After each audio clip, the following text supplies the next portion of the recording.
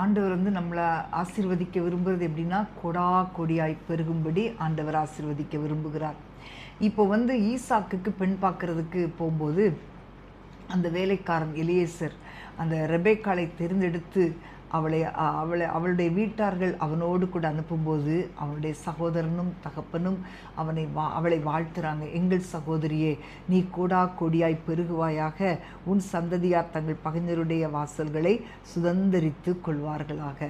அப்போ இப்படிப்பட்ட இந்த ஆசீர்வாதம், இது ஒரு மகத்துவமான ஆசீர்வாதம். ஆபிரகாமுடைய வித்தாய் நீங்கள் இருப்பீர்களானால் நிச்சயமாக அது உங்களுடைய வாழ்க்கையிலே பலிக்கும்.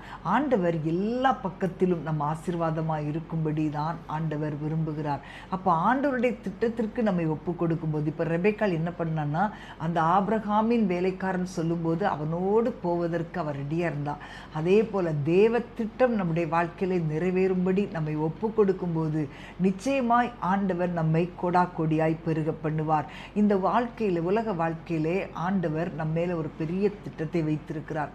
அந்த திட்டம் இந்த உலக காரியங்களினால் அது அலைப்படக்கூடாது.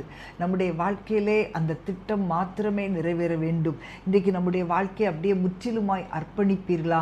ஆண்டவரே, இன்றைக்கு என்னுடைய வாழ்க்கையில் உம்முடைய திட்டத்தின்படி வாழ என்னை ஒப்புக் கொடுக்கிறேன். உம்முடைய சித்தம் என்னுடைய வாழ்க்கையில நிறைவேற ஒப்புக் கொடுக்கிறேன். தேவ திட்டத்திற்கு நேராக என்னை அர்ப்பணிக்கிறேன் ஆண்டவரேன்னு சொல்லி நீங்கள் ஒப்பு கொடுக்கும்போது, இன்றைக்கு ரெபேக்காளை போல ஆண்டவர் உங்களுக்கும் இந்த கொடா கொடியாய் பெருகக்கூடிய ஒரு ஆசீர்வாதத்தை நிச்சயமாய் உங்களுக்கு தருவார். நீங்கள் இன்னைக்கு ஒருவேளை நினைக்கலாம், நான் நிறைய காரியங்களில் குறைப்பட்டிருக்கிறேன், எனக்கு ஒரு பெருக்கமே இல்லை, என்ன ரொம்ப நெருக்கமான சூழ்நிலைகளுக்குள் இருக்கிறேனேன்னு சொல்லி நீங்கள் நினைக்கிறீங்களா? ஆனால் நிச்சயமாக இன்றைக்கு ஆண்டவர் உங்களை பெருகச் செய்ய வல்லவராக இருக்கிறார்.